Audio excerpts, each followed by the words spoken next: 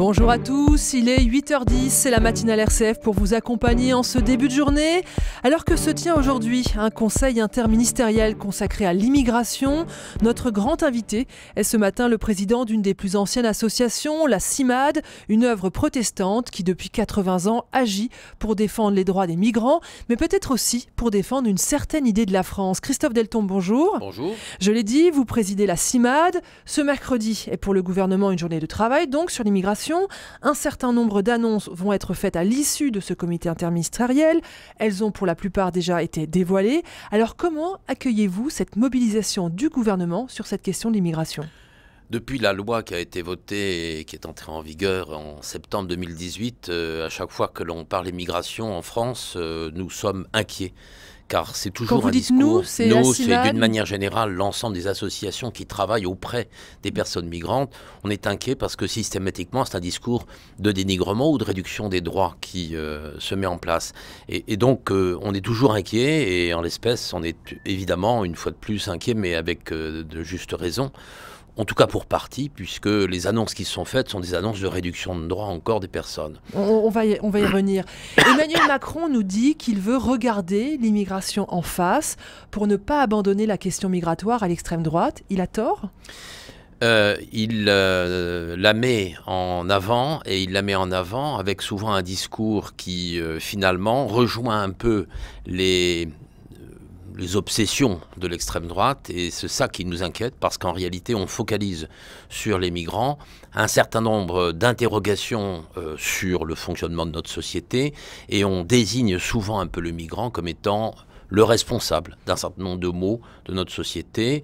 Vous savez aussi les assimilations qui sont faites assez régulièrement entre migrants et musulmans, entre musulmans et djihadistes, entre migrants et insécurité, etc. Et ces assimilations-là, évidemment, sont extrêmement pernicieuses. Comment faire ? Parce que j'ai l'impression que tous les partis politiques sont un peu dépourvus face à cette question de l'immigration. Comment faire pour repenser l'approche politique de l'immigration ? La première chose qu'il faut faire, c'est de regarder les chiffres et la réalité. On s'aperçoit que le discours politique qui est tenu aujourd'hui sur les questions migratoires sont des discours terriblement hystériques. En fait, on est sur des discours du type submersion, du type envahissement, vous savez, le grand remplacement, toutes ces thèses-là qui ont été divulguées par un certain nombre d'idéologues de droite et d'extrême droite sont des thèses sur lesquelles, malheureusement, les partis semblent un peu impuissants parce qu'ils ont le sentiment qu'il faut absolument aller dans le sens de la réduction des droits de ces personnes. Or, quand on écoute, par exemple, le discours qui avait été tenu par Gérard Collomb quand il disait « envahissement de la France », alors qu'en fait, on n'était pas du tout dans cette logique-là, évidemment, il accrédite ensuite les idées de l'extrême droite. Et ça, c'est très dangereux, parce que finalement, à vouloir aller sur le terrain de l'extrême droite, qu'est-ce qu'on fait ? On renforce l'extrême droite. Christophe Delton, il n'y a peut-être pas d'envahissement, mais par contre, il y a un nombre croissant de demandeurs d'asile, enfin de demandes d'asile déposées en France. Alors, il y a les chiffres, 100 000 demandes en 2017, 120 000 en 2018 et probablement au-delà de 130 000 en 2019. Comment on explique cette recrudescence alors que visiblement ça diminue dans les autres pays d'Europe? Non, il y a 9 pays européens qui voient l'augmentation de demandes d'asile. Donc on n'est pas les seuls pour lesquels il y a une augmentation de demandes d'asile. Deuxièmement, on n'est pas le pays qui proportionnellement a le plus de demandes d'asile. On est en 11e position par rapport aux demandes d'asile. Donc de ce point de vue-là, relativisons. Nous ne sommes pas un pays, non seulement un pays envahi, mais un pays accueillant. De ce point de vue-là, on est très loin. Et si on regarde d'ailleurs l'arrivée en général des migrants, on est même en 15e position rapportée à la population. Donc on n'est pas du tout un pays envahi. Deuxièmement, oui, il y a effectivement un phénomène d'augmentation des demandes d'asile, mais ce phénomène est tout compte fait extrêmement relatif, extrêmement faible. Globalement, la pression migratoire a considérablement baissé. On est passé pour l'Europe entière d'1,8 million à 500 000 à peu près, ce qui montre qu'en effet, on n'est plus du tout dans la période un peu tendue de 2015. Donc il faut relativiser tout ça. Alors après, comment expliquer que malgré tout la demande d'asile augmente? Il y a à la fois des phénomènes de rebond, c'est-à-dire des personnes qui ont été déboutées dans certains pays et qui tentent leur chance dans d'autres pays. Il y a deuxièmement des situations qui, sur le plan étranger, justifient que des personnes quittent leur pays d'origine pour venir en France ou en Europe pour essayer d'obtenir ce statut. Voilà, les causes sont multiples, c'est très difficile d'en faire une analyse précise. Mais pour vous, cette augmentation, elle n'est pas significative? Elle n'est pas significative. Augmenter de 20 000 sur une année n'a rien de considérable. Surtout quand par ailleurs on a une baisse de l'augmentation, enfin une baisse, pardon, de l'arrivée des migrants en général, si vous voulez. Donc tout ça, il faut relativiser. Il ne faut pas oublier non plus qu'il y a un solde migratoire qui lui-même est relativement constant, puisqu'il y a bien sûr les arrivées, mais il y a les départs. Et il y a quand même près de 30 000 à 40 000 personnes qui quittent la France tous les ans. Donc ça aussi, ça compte. Ça vient modérer un peu les affirmations en cette matière. Christophe Deltombe, depuis quelques jours, on nous laisse entendre que la France aurait une attractivité particulière et on nous parle de tourisme médical. Est-ce que cette notion, vous la contestez ou est-ce qu'elle existe? Il y a un rapport de l'IGAS qui est sorti hier soir et qui semble aller dans ce sens, l'existence d'un tourisme médical. Alors, il y a ce rapport de l'IGAS qui effectivement évoque ce mot, je n'aime pas beaucoup le mot tourisme médical, comme si quand on était malade on faisait du tourisme. Je trouve que c'est assez désagréable comme formule, mais passons sur la formule. L'idée c'est que des gens profiteraient du statut de demandeur d'asile pour bénéficier de soins qu'ils n'auraient pas dans leur pays, en sachant qu'ils n'obtiendraient pas l'asile. En réalité, on imagine qu'il n'y a qu'une seule motivation pour venir en France, en l'espèce pour ces personnes-là, ce qui serait de se faire soigner. Les motivations sont beaucoup plus complexes que cela, et on quitte souvent son pays pour des tas de raisons. La raison médicale peut être une raison, mais pour des tas de raisons.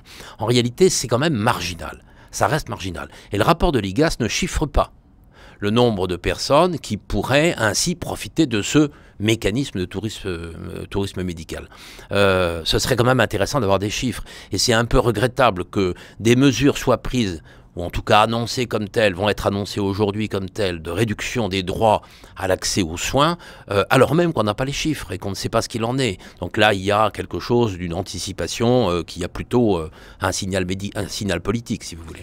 Alors le gouvernement présente donc aujourd'hui son projet de réforme des politiques migratoires et des conditions d'accueil des étrangers en France. 20 mesures, nous dit-on, devraient être dévoilées.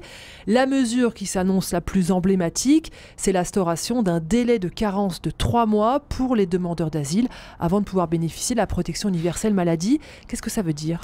Alors, effectivement, on va mettre un délai de carence de 3 mois. Bon, très bien. Ceci pour essayer de limiter ce que d'aucuns appellent le tourisme médical. Je crains qu'en prenant une telle mesure, on veuille régler peut-être symboliquement un certain nombre de questions, mais qu'on fasse porter par l'ensemble des demandeurs d'asile les conséquences de cette mesure. Parce que retarder un soin de 3 mois, c'est quoi? C'est pas forcément réduire les dépenses. Les soins ils seront accordés ou ils seront donnés, mais dans 3 mois. Et souvent, quand on les accorde, les soins, plus tard, on aggrave la pathologie des personnes et finalement, ça coûte beaucoup plus cher. Donc c'est de l'affichage et c'est contre-productif? C'est de l'affichage et c'est, à mon avis, parfaitement contre-productif. Souvenons-nous, lorsqu'il avait été question de remettre en cause l'AME, l'aide médicale d'État, pour les sans-papiers, environ 300 000 personnes. Bien. Lorsqu'il avait été question de remettre ça en cause, heureusement, la ministre de la Santé, Agnès Buzyn, était montée au créneau pour dire « ne touchez pas l'AME ». Ce serait évidemment contre-productif puisqu'on aggraverait la situation de santé d'un certain nombre de personnes, et finalement, ça coûterait beaucoup plus cher à la sécurité sociale. Alors finalement, c'est la protection universelle qui va être touchée par ce délai de carence de 3 mois. Très bien, on va donc retarder les soins de 3 mois. Est-ce qu'on va réussir à empêcher un certain nombre de personnes de venir en France au motif que leur seule motivation serait été de se soigner? Peut-être pour partie, je dirais, à la marge. Mais finalement, vraisemblablement, ça va coûter plus cher à l'État, à la sécurité sociale, que ça ne rapportera en termes d'économie. Alors, autre mesure emblématique dont on parle beaucoup depuis hier, c'est la mise en place de quotas pour définir métier par métier le nombre de places ouvertes pour l'immigration professionnelle. Alors, ça concerne moins votre champ d'action à la CIMAD, mais quand même, pourquoi ce terme de quota fait-il autant peur? Alors, d'abord, recenser les secteurs en tension, pourquoi pas, c'est effectivement une bonne chose, savoir un peu là où sont les besoins. Mais je dirais à la limite, les entreprises le savent mieux que le gouvernement. Et ce sont les entreprises qui sont directement concernées par cela. D'ailleurs, j'ai vu qu'il y avait quelques hésitations de la part de représentants du patronat. Bah oui, parce que évidemment, le patronat dit très bien, mais c'est pas au Parlement de fixer les besoins en emploi dans les entreprises, c'est les employeurs qui peuvent le faire. Alors le mot quota, c'est un mot emblématique, c'est encore une fois, n'oublions pas que ce mot avait été agité il y a quelques mois, là encore, peut-être encore pour faire de l'affichage politique, alors on réutilise le mot quota, bon, si c'est un prix à payer sur le plan politique, très bien. Ça n'a beaucoup, à mon avis, ça n'a pas beaucoup de conséquences et vraisemblablement, ça sera assez inefficace. C'est d'ailleurs ce qu'avait dit Pierre Mazeaud à l'époque quand le président Sarkozy avait également voulu instaurer des quotas. Pierre Mazeaud avait répondu c'est inefficace. Il y a quand même quelque chose qui est positif pour vous dans ces annonces qui vont être faites, qui sont déjà un peu connues, c'est la question de l'accélération de l'examen des dossiers de demande d'asile. C'est toujours une bonne chose que d'accélérer l'examen des dossiers et c'est très bien en effet d'augmenter les moyens de l'OFPRA et les moyens de la CNDA, la Cour nationale de droit d'asile. L'OFPRA, c'est l'organisme auprès duquel on dépose des demandes d'asile. Donner des moyens à l'OFPRA, c'est une bonne chose. Laisser attendre les personnes qui sont en demande d'asile, c'est pas bien et il faut aller beaucoup plus vite. Ça, c'est très bien. Et j'ai absolument pas de critique à faire à l'égard de ça. Mais vous avez quand même le sentiment qu'en France, la question de l'asile est de plus en plus fragilisée ? À chaque fois que l'on affirme qu'il y a un abus de recours au droit d'asile, on le fragilise parce que automatiquement derrière, ça veut dire qu'on va réduire les moyens ou les droits d'accès à l'asile.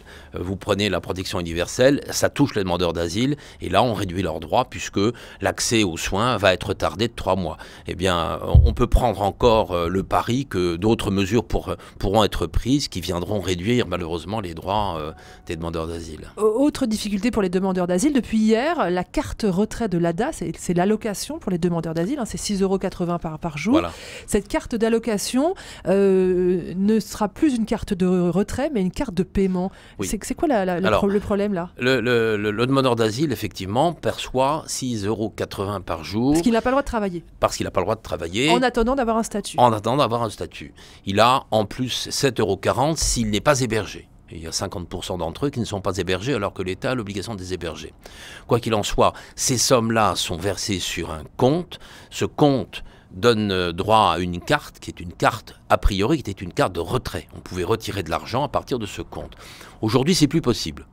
C'est plus possible, cette carte, ce sera une carte de paiement.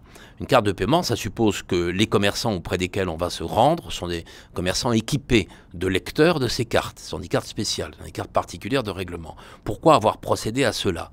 Là, tout le monde se pose la question, personne ne comprend, on interroge l'OFII, on n'a pas de réponse. C'est encore un moyen de compliquer. Et c'est évidemment un moyen de compliquer parce qu'on réduit le nombre de commerçants auprès desquels on va effectuer des paiements. Par exemple, acheter une baguette de pain, qui est un peu, je dirais, un réflexe quasi quotidien pour les personnes qui habitent en France. Eh bien, les boulangers ne sont pas forcément équipés de ce type de carte. Et donc, il y a des tas d'achats, et même des achats de petite importance, des quelques euros simplement, qui seront impossibles désormais parce que la carte ne le permet plus. Elle ne permet que des paiements. Christophe Deltombe, hier, avec une dizaine d'associations et de syndicats, vous avez rendu public une lettre ouverte adressée aux députés, les appelant à déposer une proposition de loi pour interdire l'enfermement administratif des enfants. Aujourd'hui, en France, on enferme les enfants ? Aujourd'hui, on enferme les enfants dans les centres de rétention administrative lorsqu'ils sont avec leurs parents, lorsqu'ils sont appelés à être expulsés de France. Oui, on enferme des enfants et c'est extrêmement traumatisant pour les enfants. Ça a été dit et répété partout et néanmoins on continue à le faire. Mais quelle est l'alternative que vous proposez ? Il faut séparer les familles. Est-il nécessaire d'enfermer pour expulser ? Il n'est pas absolument nécessaire de le faire. D'ailleurs, il y a une alternative à l'enfermement qui s'appelle l'assignation à résidence. Par conséquent, on peut éviter d'enfermer. Nous avons effectivement déposé cette lettre ouverte auprès des parlementaires parce que c'est une vieille chose depuis longtemps. On le réclame auprès des parlementaires. Des parlementaires de la majorité nous avaient dit oui, on se saisit du problème. Des commissions ont été mises en place, des missions même ont été mises en place. Moi, j'en ai rencontré une à Mayotte qui était en train de travailler sur cette question d'enfermement des enfants et rien ne vient. Alors il faut absolument qu'on arrive à quelque chose et qu'on limite, voire qu'on interdise l'accès, l'enfermement des enfants dans les centres de rétention administrative. Christophe Deltombe, je l'ai dit, la CIMAD que vous présidez fête ses 80 ans et pour cet anniversaire, vous avez lancé une campagne poignante. C'est une série de courts-métrages animés. Elle s'est intitulée « Quand tout bascule ». Très rapidement, vous nous racontez ? L'idée est très simple. Quand tout bascule, eh bien, c'est quelques petites histoires très courtes qui arrivent à des personnes migrantes, qui sont d'ailleurs racontées en voix off par des personnes migrantes qui ont vécu, ce sont leurs histoires. Et en fait, elles invitent à réfléchir. Si jamais ça nous arrivait, qu'est-ce qui se passerait ? Comment réagirions-nous ? Voilà. L'idée, c'est que quand on protège les droits des personnes étrangères, ce sont l'ensemble de nos droits que nous protégeons ? On insécurise l'ensemble des droits, on les fragilise, parce qu'effectivement, à chaque fois que l'on réduit des droits de certains, on réduit les droits de tous. C'est quelque chose d'assez logique et que l'on constate un peu partout. Merci beaucoup Christophe Deltombe d'avoir été ce matin le grand invité de notre matinale. Je rappelle que vous êtes le président de la CIMAD qui fête ses 80 ans. Merci beaucoup. Merci.